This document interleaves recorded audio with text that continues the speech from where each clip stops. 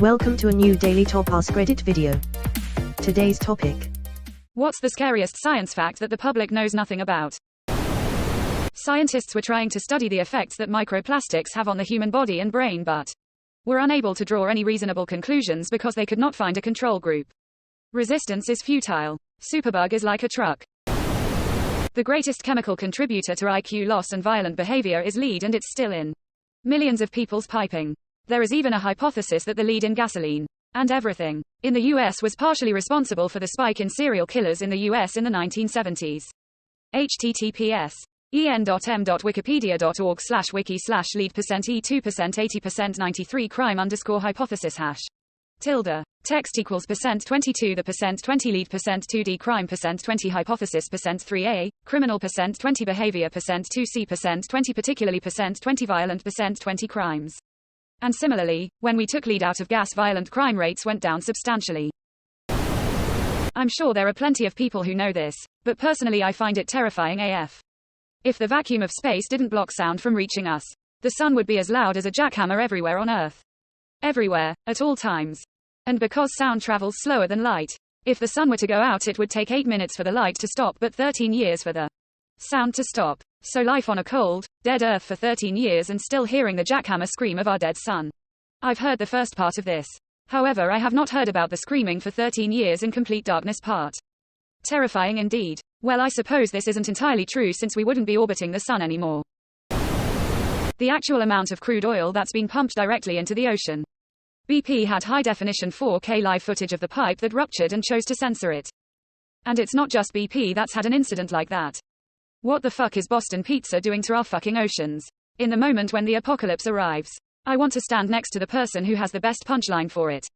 Consider yourself on my shortlist. Didn't a documentary out there say that the BP incident was the best thing that happened to the Gulf? Fish populations exploded BC. We stopped commercial fishing for a while. Until we obviously started back up again. World War II had a similar effect. Less commercial fishing due to naval war lead to a quick rebound of fish populations. Tetraethyl lead raised worldwide lead levels so significantly they had to drill into Arctic ice to find an uncontaminated sample. Where it came from is the really scary part. Humans, like the morons they are, mixed telephone into fuel and burned it for over 70 years by the billions of tons. The best part, certain types of fuel are still allowed to have lead in it. Aircraft, racing cars, farm equipment and marine engines. With the current top comment being about microplastics. This reminds me of a meme I saw. The 3 Spider-Mans pointing at each other with, my grandparents full of lead, my parents full of asbestos, and me full of microplastics. Kinda makes me wonder what seemingly harmless thing we're doing now that will have people in 30 years shaking their heads, assuming in 30 years we're not cruising the highways of Valhalla, shiny and chrome. Scientific literature conclusion on Alzheimer's disease and other neurodegenerative diseases in general is that the diseases start decades before the first obvious symptoms and that we need to treat them at this stage. When you exhibit obvious symptoms, it's too late. Your brain is already mush. If you get diagnosed with Alzheimer's at 65, you had the disease since your early 40s at least. And you experienced very mild symptoms but didn't notice it. And your brain fought like hell to compensate the deficit. When you get diagnosed, your brain is already very severely damaged and will never recover from the deficit. Do we have a way of detecting it that early? Like, could we be testing all people in their 30s and 40s like colonoscopies? Work is ongoing. I'm participating in a research where every year we do some verbal tests. Like repeating some simple words. And computers analyze the recordings. When the brain starts to go bad, these sounds are supposed to be the first to change. And the idea is to have enough recordings to be able to recognize the first signs. There are millions and billions of dollars in research into how to make people buy crap. The missus took a year of psychology and what they got the most research on is how to manipulate you and me into buying crap we don't need. Mental illness we know a little about. Making you want the new crap that you don't need. We know a hell of a lot about how that works. Yeah, that's marketing. The psychology of how to separate you from the money in your wallet. Obligatory Adam Curtis. https youtube.be/ej3arsgoats4s. C equals MR9CM5U_HNTPHZ. In Canada there's a talk show once a week called Under the Influence, on CBC Radio 1. It's all about advertising and marketing and the psychology behind it. Brain aneurysms can happen at any time, to anyone. No matter what age you are. Or even how healthy you are. If you are currently alive, you have a chance of getting a brain aneurysm. When you do get one, there's a 50% chance you'll just die immediately. Like, you'd be alive 1 minute, and then lying on the floor unconscious the next minute. Are the chances of actually getting a brain aneurysm at any random moment low? Yes, but it's still not zero. This happened to someone I worked with. We were both working in the office. He stood up, cried in pain, then crumpled to the floor, dead before the ambulance got to him. They really hurt bad. I had one rupture when I sat up in bed. Felt like someone hit me in the back of the head with a bat.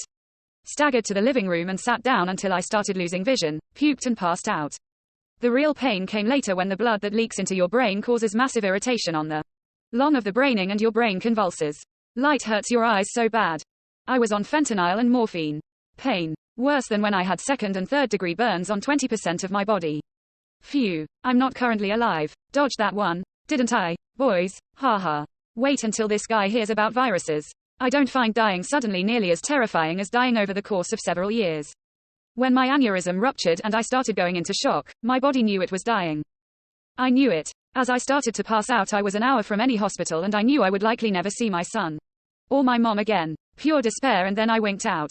Spent a month in the ICU and woke up a brain-damaged animal that couldn't communicate. I don't fear death now though. It was surprisingly easy and not scary, just sadness for what would be lost. Insect population depletion. I see this one often. I'm a truck driver. Have spent a lot of time on country highways. 10-ish years ago I'd park the truck at night and the windshield would look like I drove through a slaughterhouse sometimes. That hasn't happened in several years now. Also, roadkill is noticeably less. At first glance that seems like a good thing. But where'd they go? Pesticides have wreaked havoc on insect populations globally. As for roadkill, combination of biodiversity decreasing globally, but also the simple fact that the animals near the road at risk of becoming roadkill have all slowly been killed off, and there just hasn't been enough population growth to cover that deficit. I drove to Jersey up I-95 2 days ago for Christmas. The answer is I-95. That's where they went. And the Garden State Parkway. God, I can't remember the last time I saw a swarm of fireflies. I so rarely see butterflies anymore, either. About the only insects I ever see anymore are flies. It really feels like a lot of the magic has left the world with them. And how long until the birds start to follow? What are they going to eat when the insects are gone? There are only so many worms. I saw fireflies light up a forest in Appalachia this fall and dang near cried. Hadn't seen more than approximately 3 at once in years. Take an Astronomy 101 course at your local community college. People have no idea the amount of and variety of things that exist in space. That can and do happen. That would send us back to the Stone Age. Or outright annihilate life on Earth. I'm not talking asteroids, comets, and solar flares. Everyone knows those. I'm talking supernovas, gamma-ray bursts, wandering planets, wandering black holes, and more. And none of it do we have any ounce of control over. The good thing is the galaxy and universe are unbelievably large. So our chances of being affected by these things are, quite literally, astronomically low. But it ain't zero. Astronomical, or astronomically low. Good catch. It should say, astronomically low. I edited to avoid any further confusion.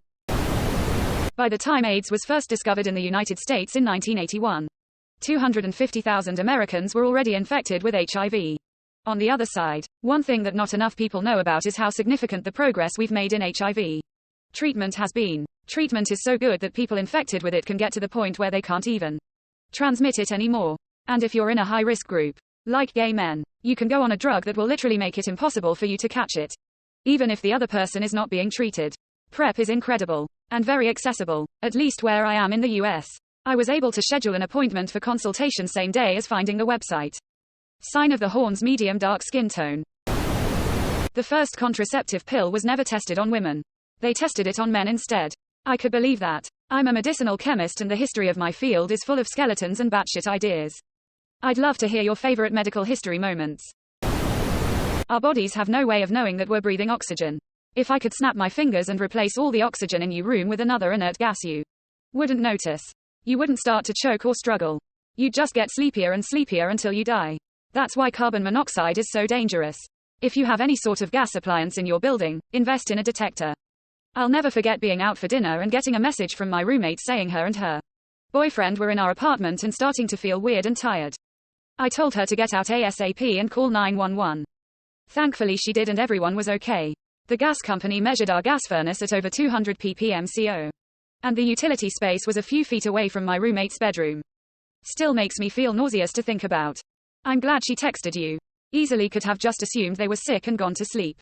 Or texted you about something else and not mentioned feeling weird. Tired alone wouldn't mean much. We all get cancer, but most are so little and small they can't and won't hurt us. I use alcohol to kill mine. Fighting cancer with cancer. I am also doing the same. Yeah, we technically get cancer every day, but luckily our immune system recognizes the non-self antigens, or complete lack of MHC class 1, which is on all somatic cells, on the tumors, and kills them. That's why one of the hallmarks of cancer is evasion of the immune system. Get cancer every day. Hey, it's little more nuanced than that. But yeah, most of what you said is accurate. https www.healthline.com/health/does-everyone-have-cancer-cells #how-common-are-they